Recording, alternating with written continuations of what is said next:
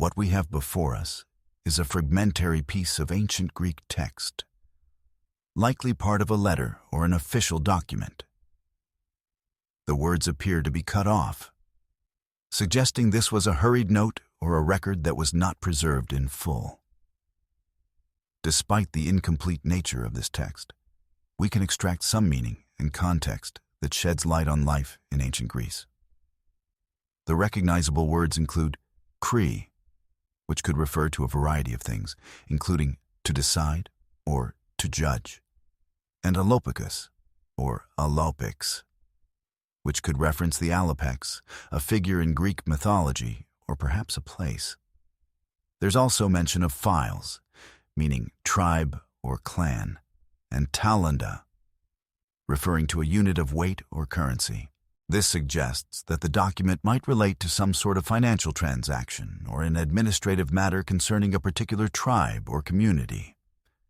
From the context of the words we can decipher, it seems this document might have been a record of a financial agreement or a decree involving a sum of money, potentially related to a particular clan, perhaps a payment of taxes or settlement of debts.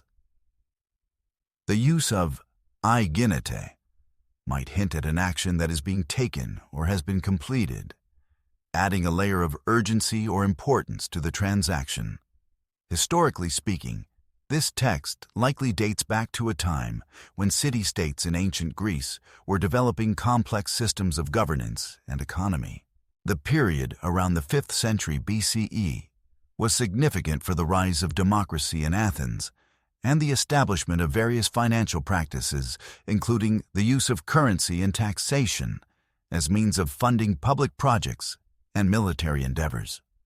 The mention of tribes suggests a society that still held on to traditional structures of kinship and community, blending them with the growing bureaucratic needs of the city-states.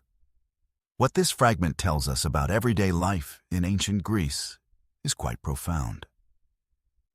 It indicates that financial dealings were a regular part of life, reflecting an economy that was beginning to rely more on currency rather than barter systems. Such transactions would have been common in the bustling marketplaces of Athens or other city-states, where merchants and citizens engaged in trade and agreements. When we compare this to modern practices, we can see striking similarities.